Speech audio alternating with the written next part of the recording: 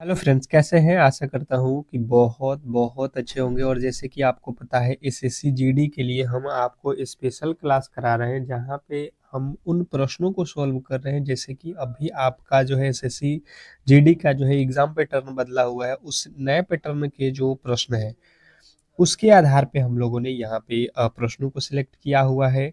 तो जो भी मेरे दोस्त एग्जाम हॉल में जा रहे हैं, आप 9 या 18 या 19 या 20 या किसी भी दिन अगर आपका एसएससी जीडी का एग्जाम होने जा रहा है, तो बिल्कुल यही पैटर्न के प्रश्न आप लोगों को एग्जाम हॉल में दे रहा है। जैसे कि आप लोगों ने भी देखा होगा कि हिंदी के प्रश्न बदल चुके हैं, कुछ रीजनिंग के प्रश्न आप लोगों को अलग दे रहा है, और मैथ के कुछ ऐसे चैप्टर है जहाँ से 2-3 प्रश्न जो है एक ही चैप्टर से जो है प्रश्नों को दे रहा है। ठीक है, तो कहीं ना कहीं जो नए पैटर्न को नहीं पढ़ के जाइएगा, तो एग्जाम हॉल में आप समझ सकते हैं कि एक एक क्वेश्चन आपके लिए बहुत बहुत इंपॉर्टेंट है एसएससी जीडी के लिए। खास करके हिंदी भाषी जितने भी लोग हैं, वहाँ पे तो कट ऑफ बहुत हाई जाता है, तो आपके लिए एक एक प्रश्न पॉइंट में भी नंबर मायने रखता है।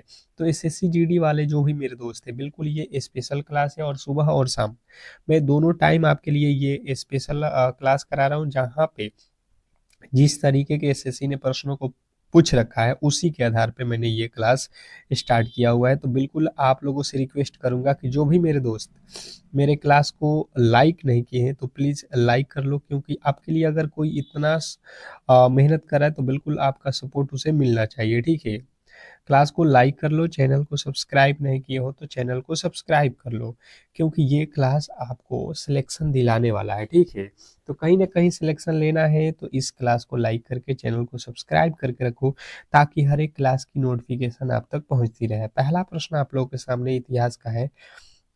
मध्यकालीन भारत में निसार नामक चांदी का जो है सिक्का किस मुगल शासक द्वारा जो है प्रचलित किया गया? क्वेश्चन पहला। देखिए, मैंने हर टॉपिक के नाम भी रख लिख दिया है, ताकि आपको समझ में आ जाए कि कहाँ कहाँ से प्रश्न आपके एग्जाम हॉल वाला पूछ रहा है। ठीक है, इसने पूछा है मध्यकालीन भारत में निसार नामक चांदी का सिक्का किस मुगल शासक द्वारा जो है प्रचलित अर्थात चलाया गया था। तो जो भी मेरे दोस्त यहाँ पे बता रहे हैं, क्वेश्चन नंबर पहला का जो है राइट उत्तर यहाँ पे आ, जहांगीर, उनके बिल्कुल राइट उत्तर है, जिन्होंने बी को चुना है। जो भी मेरे दोस्त ऑप्शन नंबर बी को चुने हैं, उनके बिल्कुल राइट उत्तर है। नेक्स्ट प्रश्न आपके सामने है। भारतीय संविधान के किस अनुच्छेद के तहत संवैधानिक त्रंत तंत्र की जो है विफलता तंत्र की जो है विफलता के आधार पर किसी राज्य में राष्ट्रपति शासन लगाया जाता है, और इसके लिए जो है संसद की जो है मंजूरी कितने समय के भीतर अनिवार्य है? क्वेश्चन नंबर दूसरा। दूसरे नंबर प्रश्न के जो राइट उत्तर है बताइएगा सभी लोग। क्वेश्चन नंबर दूसरे पे आ चुके हैं। आपको बताना है कि भारतीय संविधान के किस अनुच्छेद के तहत संवैधानिक तंत्र की जो है विफलता के आधार पर किसी राज्य में जो है राष्ट्रपति शासन लगाया जाता है, और इसके लिए जो है संसद की मंजूरी जो है कितने समय के भीतर अनिवार्य है? तो जो भी मेरे दोस्त बता रहे हैं कि ये जो है अनुच्छेद 356 और 2 महीने के अंदर, बिल्कुल आपके राइट उत्तर हो जाएगा ऑप्शन नंबर बी। नेक्स्ट प्रश्न आपके सामने है, देखिएगा, कह रहा है यहाँ पे, इसने कहा है कि निम्नलिखित में से कौन सी जो है पर्वत श्रृंखला ग्रेट रिफ्ट वैली का हिस्सा है? क्वेश्चन नंबर तीसरा। तीसरे नंबर प्रश्न के जो राइट उत्तर है बताने की कोशिश करेंगे सभी लोग। Question number 3। जो भी मेरे दोस्त यहाँ पे बता रहे हैं, बिल्कुल सभी लोगों से हम रिक्वेस्ट करेंगे कि आप फटाफट से अपने राइट उत्तर बताने की कोशिश करेंगे। और जो भी मेरे दोस्त मेरे चैनल से नहीं जुड़े हैं, तो बिल्कुल चैनल को सब्सक्राइब करके जुड़ जाओ। तो जिन्होंने बताया है यहाँ पे माउंट किलिमंजारो, बिल्कुल राइट उत्तर है ऑप्शन नंबर सी। जिन्होंने सी को चुना है उनके बिल्कुल राइट उत्तर है। नेक्स्ट प्रश्न की ओर चलेंगे, और अगला प्रश्न आपके सामने देखिए, साइंस का प्रश्न है। पायरोमीटर का जो है उपयोग मुख्य रूप से क्या मापने के लिए किया जाता है, और यह जो है किस सिद्धांत पे कार्य करता है? वेरी वेरी इंपॉर्टेंट प्रश्न है। आपको सिलेक्शन लेना है तो उन प्रश्नों को पढ़ो, उन टॉपिकों को पढ़ो जहाँ से प्रश्न आपके एग्जाम हॉल वाला पूछ रहा है, ठीक है। और उन टॉपिकों के ही क्लास हम स्पेशल चला रहे हैं आपके लिए, एसएससी जीडी वाले, जो भी मेरे दोस्त अभी एग्जाम हॉल में नहीं गए हैं, ठीक है। तो बिल्कुल हमसे जुड़ना ना भूले। और जो भी मेरे दोस्त बता रहे हैं, चौथे नंबर प्रश्न के जो राइट उत्तर है, उच्च तापमान और जो है विकिरण, बिल्कुल राइट उत्तर ऑप्शन नंबर बी। जिन्होंने बी को चुना है उनके बिल्कुल राइट उत्तर है। अगला प्रश्न आपके सामने है, कोडिंग डिकोडिंग चैप्टर से रीजनिंग का प्रश्न आ चुका है, ठीक है। मैंने हर एक टॉपिक के प्रश्न रखा है, ठीक है, जहां से प्रश्न आपके एग्जाम हॉल वाला पूछ रहा है। तो कहीं ना कहीं आप बेहतर तरीके से इन प्रश्नों को एक बार भी देखोगे तो मुझे लगता है कि बहुत बड़ा बेनिफिट होगा एग्जाम हॉल में। इसने कहा है कि यदि एक कूट भाषा में जीलॉब को जो है ये लिखा जाता है और शर्ट को जो है ये लिखा जाता है, तो पैंट को क्या लिखा जाएगा। अब यहाँ पे जो है आपको थोड़े से अलग तरीके से समझना होगा, क्योंकि ये रीजनिंग का प्रश्न है और कोडिंग डिकोडिंग आपको बेहतर तरीके से आने चाहिए, ठीक है। अब देखिएगा हमने क्या देखा है यहाँ पे, अगर हम देखेंगे तो सीधा सीधी अगर हम चलते हैं, जी का कोड कितना होता है 7, एल का कोड कितना होता है 12, ओ का कोड कितना होता है 15, भी का कोड कितना होता है 22 और ई का कोड कितना होता है 5। अब हमने देखा तो यहाँ पे कितना हो जाएगा 12 22 34, 34 और ये 15 5 20, तो ये हो जाएगा 54, 54 और 7 61। 61 से कितना लिखा है, यहाँ पे लिखा है 148। क्या हम यहाँ पे के गुना करेंगे, दो गुना करेंगे तब भी नहीं होगा, अर्थात इसको हम जो है अपोजिट कर लेते हैं, देखते हैं अपोजिट में क्या होता है। अपोजिट जी का टी होता है अर्थात टी 20 पे होता है, एल 12 पे अर्थात ओ 15 पे हो जाएगा, फिर ओ 15 पे है तो उसका अपोजिट एल 12 हो जाएगा। भी होता है, भी का अपोजिट ई अर्थात 5 हो जाएगा, भी का अपोजिट ई अर्थात 5 और ई का अपोजिट भी। अब बना लो 20 15 35 5 40, 40 हो गया।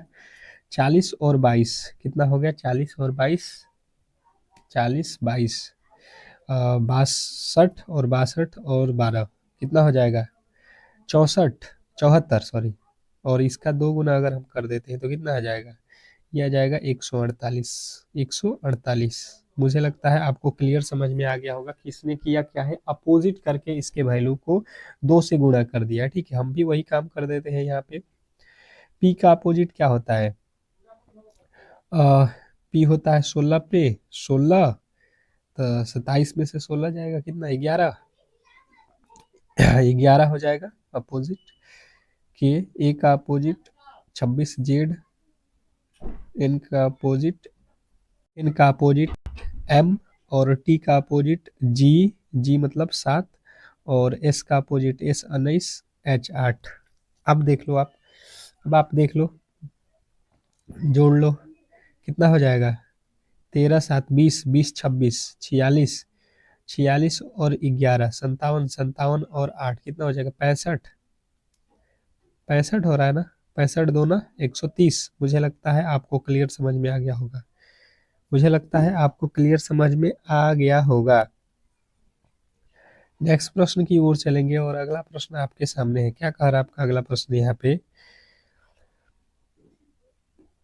संख्या पद्धति नंबर सिस्टम से रिलेटेड प्रश्न है। कह रहा है कि 17 के पावर 19 प्लस 2 को यदि 16 से विभाजित किया जाए तो शेषफल क्या होगा।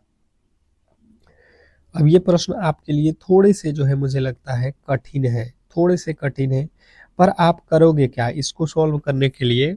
आप इसको क्या कर सकते हो, सबसे पहले दिमाग लगाओ कि हमें इकाई का अंक लाना है, ठीक है। रिमाइंडर हमें पता करना है।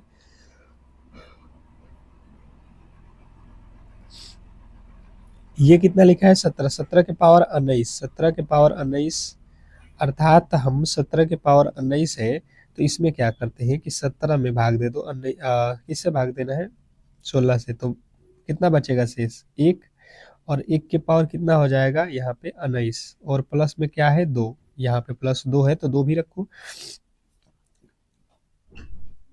अब यहाँ पे आपको करना क्या है 17 के पावर 17 अर्थात 1 के पावर 19 अर्थात 1, और यहाँ पे हो जाएगा 2, कितना हो जाएगा आपका 3, कितना हो रहा है 3। और अगर आपने 3 को चुना है, अगर आपने 3 को चुना है तो बिल्कुल राइट उत्तर है। हमें शेष निकालना था, हमने क्या किया, पहले 17 लिखा हुआ है तो 17 में भाग दे दिया 16 से, फिर जो रिमाइंडर बचा हमें उसका पावर कितना लिखा है 19, तो 19 लिख देंगे, और प्लस में तो है तो प्लस 2, 1 के पावर 19 अर्थात 1 ही होगा, और यहाँ पे शेष हमारा पता चल जाएगा 3। जिन्होंने 3 को चुना है उनके बिल्कुल राइट उत्तर है। नेक्स्ट प्रश्न आपके सामने है, कह रहा है यहाँ पे क्षेत्रमिति 3D से संबंधित प्रश्न है। इसने कहा है एक ठोस धातु के बेलन जिसकी त्रिज्या 6 सेमी और ऊंचाई 15 सेमी को पिघलाकर प्रत्येक 3 सेमी वाले जो है कितने गोले बनाए जा सकते हैं। वेरी वेरी इंपॉर्टेंट प्रश्न है। बताने की कोशिश करेंगे कि इस प्रश्न के जो राइट उत्तर है वो क्या होने वाला है। थोड़ी सी तबीयत जो है यहाँ पे दब है, पर आपकी क्लास रेगुलर होगा, ठीक है। आप लोग चिंता ना करो, आप केवल डेली क्लास किया करो। हर एक प्रश्न आपके लिए बहुत बहुत इंपॉर्टेंट होगा, और मुझे लगता है सिलेक्शन लेना है तो कहीं ना कहीं आपको बेहतर तरीके से तैयारी करना पड़ेगा। तो सुबह और शाम डेली क्लास हो रहा है, आप चैनल को सब्सक्राइब करके रखोगे तो नोटिफिकेशन मिलता रहेगा। अब इसमें हुआ क्या है कि एक जो है ठोस धातु के बेलन है जिसकी त्रिज्या 6 सेमी है। हमें त्रिज्या पता है, ऊंचाई पता है। इसको पिघलाकर 3 सेमी त्रिज्या वाले कितने गोले बनाए जा सकते हैं। अर्थात हमने ये देख लिया कि बेलन जो है उसी को क्या बनाना है, हमें पिघलाकर जो है यहाँ पे गोला। तो हम क्या करेंगे, बेलन के आयतन बराबर, ये हो जाएगा बेलन के आयतन पाई आर स्क्वायर एच बराबर गोले का आयतन, क्योंकि उसी को हम गोला में कन्वर्ट कर रहे हैं। तो गोला का आयतन क्या होता है, 4/3 पाई आर क्यूब, यही तो होता है। देखो ये पाई से पाई कट जाएगा, आर से आर मत काट देना, क्यों, क्योंकि यहाँ पे आर कितना दिया है 6, तो 6 का स्क्वायर यहाँ पे करोगे तो 6 × 6 एच, एच का मतलब ऊंचाई 15, और यहाँ पे 4/3 गुणे आर का वैल्यू हमें कितना दिया है 3 दिया है, तो 3 का क्यूब कर लो अर्थात 3 3 बार। अब यहाँ पे देख लो, एक 3 से एक 3 कट जाएगा, 3 दूना का 6, 3 दूना का 6, 3 दूना का 6 हो गया। ये 2 2 से ये भी कट जाएगा, बचेगा कितना आप लोगों के पास, इधर 4 और इधर 15।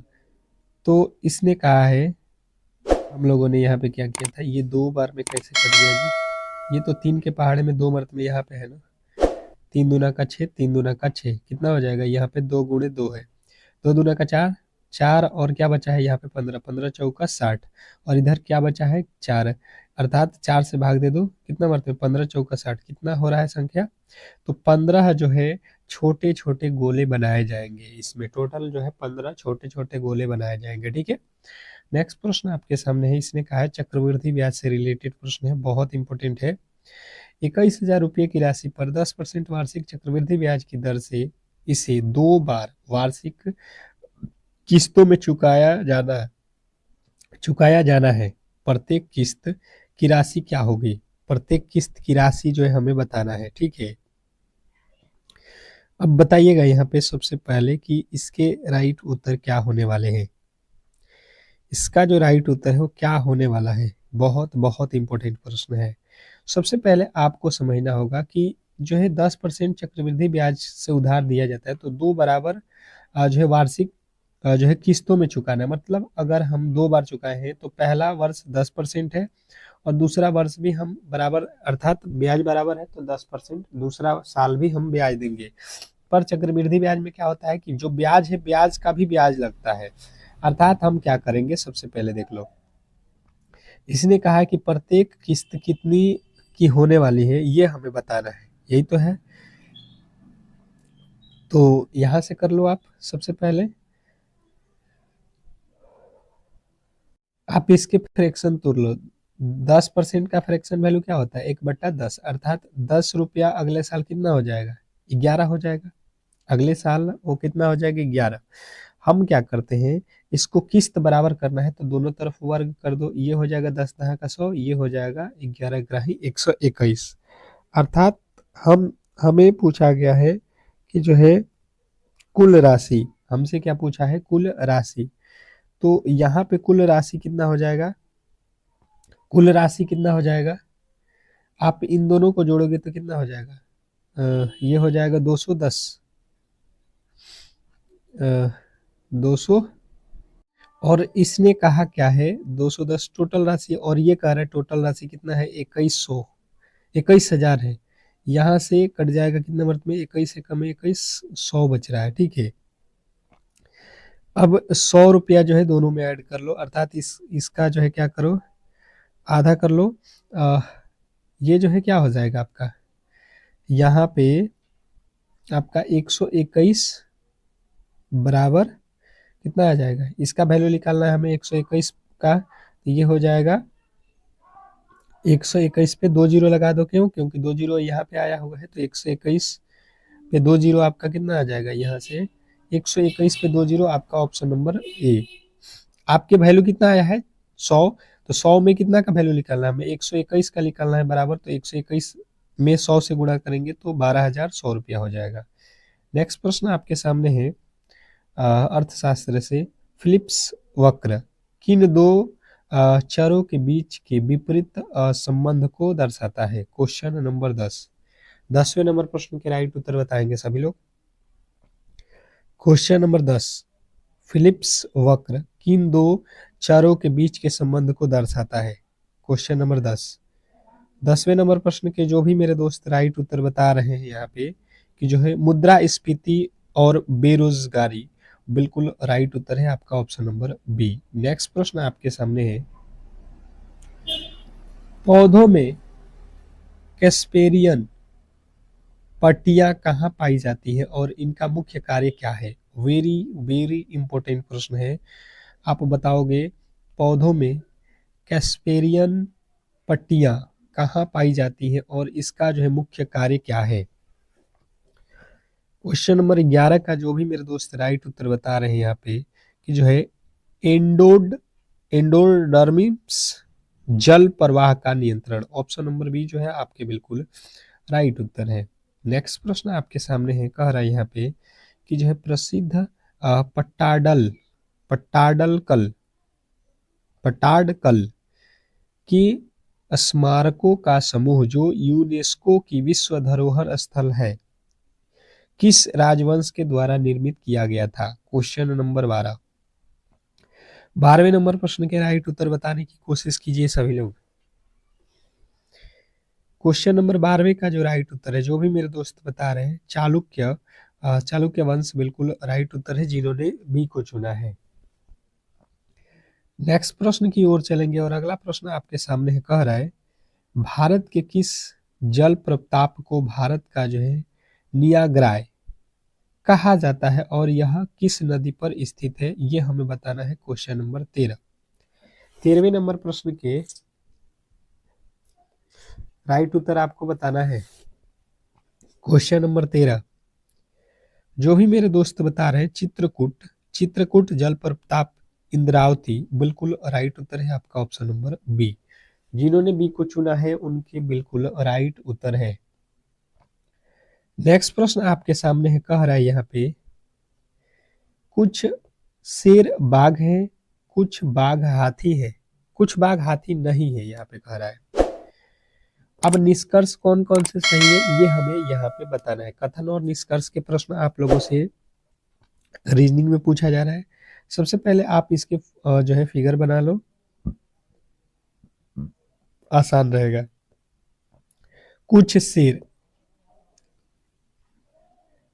ये हो गया शेर, और कुछ शेर बाघ है, अर्थात शेर का कुछ हिस्सा टाइगर है, बाघ है।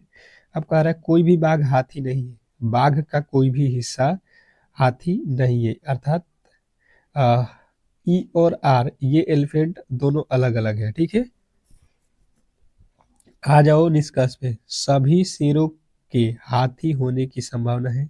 शेर यहाँ पे है और हाथी यहाँ पे है, इसकी कौन सी संभावना है कि सभी जो शेर है वो हाथी हो सकते हैं, बिल्कुल गलत, ये बात बिल्कुल गलत है भाई। दूसरा देखिए, कुछ शेर निश्चित रूप से हाथी नहीं है, ये बात सही है कि कुछ शेर का कुछ हिस्सा निश्चित रूप से हाथी नहीं हो सकते हैं। अगर हम देखेंगे तो ये बिल्कुल, अगर आप देखोगे तो ये ई का हिस्सा जो है ये तो कभी नहीं होने वाला है। जो आर से रिलेटेड है, जो आर के साथ है, वो तो कभी नहीं होगा। अगर हम ई को इधर बना भी देते हैं तो ये तो यहाँ पे नहीं सटना चाहिए, क्योंकि आर बोला गया है कि आर और ई एक साथ नहीं होने चाहिए। तो बिल्कुल हमारा जो राइट उत्तर है ऑप्शन नंबर बी जो है क्लियर है।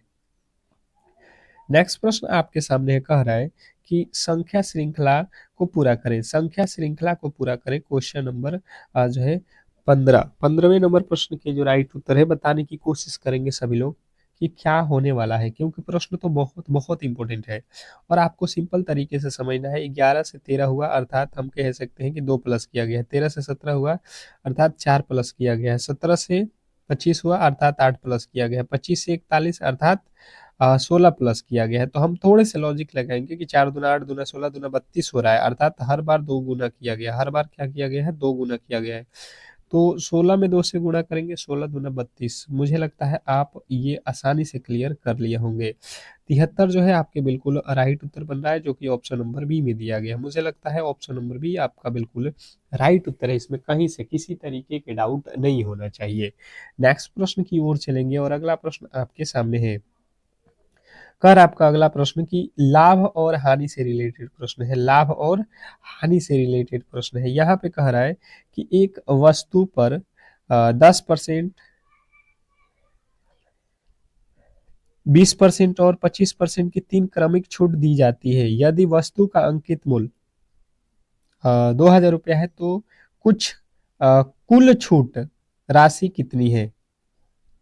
कुल छूट की राशि कितनी है? क्वेश्चन नंबर आपके सामने अगला मैथ का है, बहुत बहुत ज्यादा इंपॉर्टेंट है। तो सबसे पहले आप क्या करोगे, आप देखो आपके पास राशि कितना है, 2000 रुपया है। ठीक है जी, कोई दिक्कत नहीं है।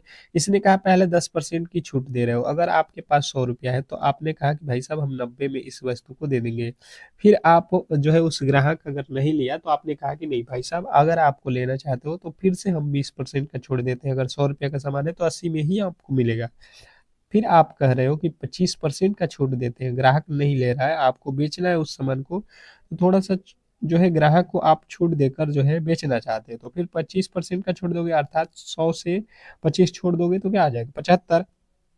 अब देखो ये 3 जीरो से तो ये 3 जीरो खत्म, ये 1 जीरो से 1 जीरो खत्म। ये 25 के पहाड़े में 25 तियां और 25 चौका 100। ठीक है जी, ये 2 के पहाड़े में कट जाएगा और ये 2 के पहाड़े में कट जाएगा 40। अब बचा कितना है, 9 3 27 और गुणे हो जाएगा 40। ये हो जाएगा जीरो, 7 चौका 28 के 8, 4 दूना 8, 2 10। इसने हमसे कहा है कि छूट की राशि कितनी है। तो छूट की जब राशि हमें निकालना है, अर्थात ये तो हमारा राशि हो गया, उसको बेच रहे हैं। छोड़े कितना है, तो छोड़े कितना है, आपके पास कितना रुपया कहा गया था, 2000 रुपया। तो 2000 में से आप तो छोड़ रहे हो कितना, 1080।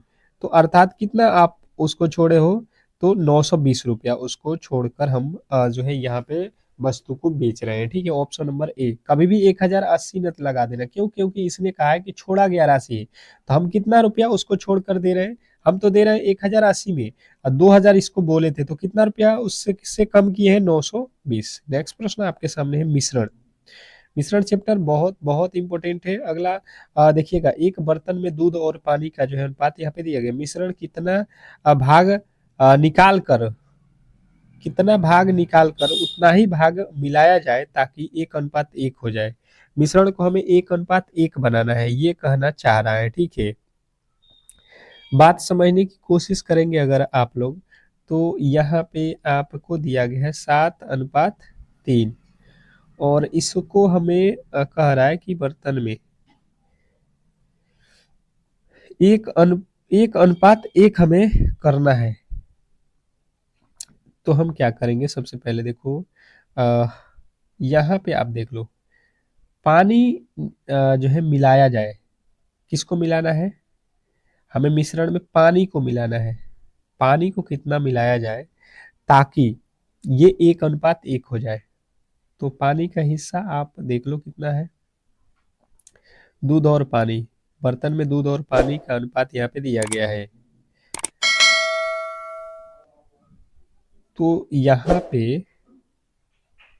आप समझोगे। सबसे पहले दूध को बराबर करना है, तो दूध कितना है 7, तो नीचे 7 रखो और आपको 1:1 लाना है, अर्थात 1:1 अर्थात 2, तो 2/7 जो है हमारा बिल्कुल राइट उत्तर हो जाएगा कि पानी जो हमें कितना निकालना है, मिलाना है 2/7। ठीक है। नेक्स्ट प्रश्न, अगला प्रश्न समय और दूरी से रिलेटेड प्रश्न है। एक चोर दोपहर 2:30 पे जो है चोरी करके 60 किलोमीटर प्रति घंटे की गति से भागता है। चोरी का पता दोपहर के 3 बजे लगते हैं और उसके पीछे जो है मालिक दूसरी कार से 75 किलोमीटर प्रति घंटे की गति से जो है पकड़ने की कोशिश करता है। वह चोर को कितने बजे पकड़ेगा, ये हमें बताना है। तो सबसे पहले आपको देखना है कि चोर इससे दूर कितना है। ये मालिक है और यहाँ पे चोर कहाँ पे है, ये आपको देखना है कितना दूर है। तो हम देख रहे हैं कि ये 2:30 बजे से कितना बजे पता चला है 3 बजे, तो 2:30 से 3 अर्थात आधा घंटा में चोर कितना दूर गया होगा, 60 किलोमीटर पर घंटा स्पीड है, तो 30 मिनट 60 किलोमीटर पर घंटा, 1 घंटा में 60 जाएगा, तो 30 मिनट में कितना जाएगा, 30 किलोमीटर वो दूर है। मालिक से वो कितना दूर है, 30 किलोमीटर दूर चला गया है। तो 75 किलोमीटर की गति से हमें इसका पीछा करना है। ये चोर भी भाग रहा है, ये नहीं कि ये रुक रहा है, ये रुका नहीं है, ये भी दौड़ रहा है और आप इसके पीछे दौड़ना स्टार्ट कर रहे हो, तो आपका स्पीड तो अधिक है, अर्थात आप इसको पकड़ सकते हो। 75 का स्पीड आपका है और इसका है 60 का, अर्थात आप कितना तेज हो, 15 किलोमीटर। तो यहाँ पे स्पीड पता चल गया, दूरी पता चल गया, तो समय हमें निकालना है। समय बताना है कितने समय में, तो समय बराबर होता है दूरी बटे चाल। चाल कितना है, 15 किलोमीटर पर घंटा, अर्थात ये हो जाएगा 2 घंटा। तो 3 बजे पता चला है, तो पकड़ा कब जाएगा, 3 बजे तो हमें पता चला है और 2 घंटा लग रहा है, तो 3 2 5, 5 बजे जो है शाम में हम इस चोर को पकड़ सकते हैं। अगर आप बेहतर तरीके से समझोगे तो बिल्कुल क्लियर समझ में आ गया होगा। अगला प्रश्न आपके सामने है, भारतीय संविधान से किस संवैधानिक संशोधन अधिनियम द्वारा भारतीय संविधान की प्रस्तावना में समाजवादी, पंथ निरपेक्ष और जो है अखंडता शब्द जोड़े गए थे, और यह जो है किस समिति की जो है सिफारिश पर आधारित था। क्वेश्चन आपके सामने 21वें नंबर प्रश्न के जो राइट उत्तर है बताने की कोशिश करेंगे सभी लोग। क्वेश्चन नंबर 21, जो भी मेरे दोस्त बता रहे हैं 42वां संशोधन स्वर्ण सिंह समिति, ऑप्शन नंबर बी जो है आप लोगों के बिल्कुल राइट उत्तर है। नेक्स्ट प्रश्न आपके सामने है, कह रहा है भूगोल से रिलेटेड प्रश्न है कि भारत का सबसे जो है पुराना तेल शोधक कारखाना डिगबोई किस राज्य में स्थित है और इसकी जो है स्थापना किस वर्ष हुई थी। क्वेश्चन नंबर 22वें नंबर प्रश्न के जो राइट उत्तर है बताने की कोशिश करेंगे। क्वेश्चन नंबर 22, तो देखिए डिगबोई जो है आप लोगों को पता है ये पड़ता है असम में और इसकी स्थापना 1901 में हुआ है। ऑप्शन नंबर बी जो है हमारा बिल्कुल राइट उत्तर है, इसमें कहीं से किसी तरीके के डाउट नहीं होना चाहिए। नेक्स्ट प्रश्न आपके सामने है, कह रहा है कि धातुओं का जो है राजा किसे कहा जाता है और वह जो है कौन सा अम्ल है जिसमें सोना घुल सकता है। धातुओं का राजा किसे कहा जाता है, सबसे पहले ये हमें बताना है, और वह कौन सा अम्ल है जिसमें जो है सोना घुल सकता है, ये हमें बताना है। तो देखिए सबसे पहले अगर थोड़ा सा भी अगर हम दिमाग लगाएंगे, इसने कहा है धातुओं का राजा किसे कहा जाता है, फिर कह रहा है कि अम्ल में जिसमें सोना नहीं घुलता है, तो इतना इसने तो हिंट दे दिया कि ये सोना ही हो सकता है। ठीक है, इतना तो आप दिमाग लगा सकते थे कि वह धातु कौन सा हो सकता है, सोना, और ये जो है एक्वा रेजिया अम्ल में घुल सकता है। नेक्स्ट प्रश्न आपके सामने है, कह रहा है कि जो है थंगटा थंगटा किस भारतीय राज्य की एक प्रसिद्ध जो है मार्शल आर्ट शैली है। थंगटा अ, किस भारतीय राज्य का एक प्रसिद्ध जो है मार्शल आर्ट है।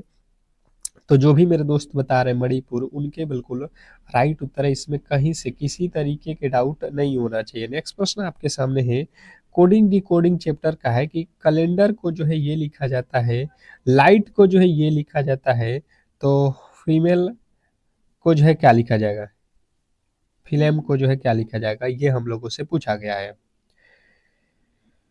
अगर हम थोड़े से लॉजिकली देखेंगे तो सी का कोड होता है 3, ए का कोड होता है 1, एन का कोड होता है 14, डी का कोड होता है 4, एल का कोड होता है 12, ई का कोड होता है 5। मतलब प्रॉपर कोड को ही बैठा गया। एफ आप लिख लो 6 पे होता है, एल होता है 12 पे, ये 11, ये तो खत्म, ए होता है 1 पे, ये 5 है तो ये भी बिल्कुल गलत।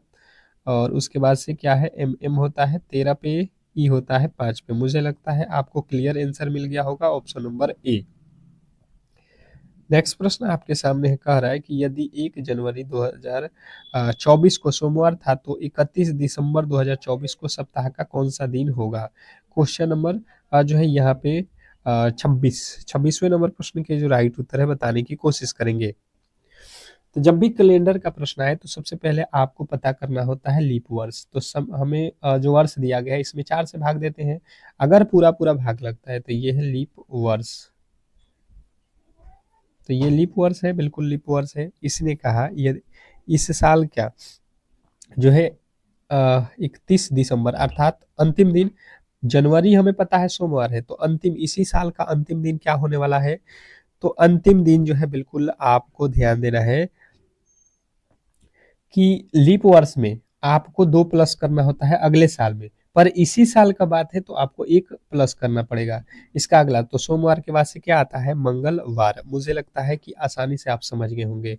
अगर यहीं पे 25 में चला जाएगा तो आपको 2 दिन जोड़ना पड़ेगा। 2025 में कुछ दिन पूछता कोई भी तो आपको 2 प्लस करना होता। नेक्स्ट प्रश्न आपके सामने है, साधारण ब्याज और चक्रवृद्धि ब्याज से रिलेटेड किसी धनराशि 2 वर्ष के लिए 10% वार्षिक ब्याज की दर से साधारण ब्याज और चक्रवृद्धि ब्याज के बीच का अंतर 65 है, तो वह धनराशि ज्ञात करना है। ठीक है, तो देखिए ये जो है आज का होमवर्क क्वेश्चन है और इसके राइट उत्तर सभी लोगों को जो है कमेंट बॉक्स में बताना है। कमेंट बॉक्स खुला हुआ है और आपका एग्जाम किस तिथि को, ये सभी लोग बताओगे कि आपका एग्जाम किस डेट को है। और आपके लिए हम बेहतर से बेहतर कंटेंट बिल्कुल लाते रहेंगे। आप हमारे क्लास को लाइक करके चैनल को सब्सक्राइब करके जुड़ जाओ। मिलते हैं शाम वाले क्लास में, तब तक के लिए धन्यवाद।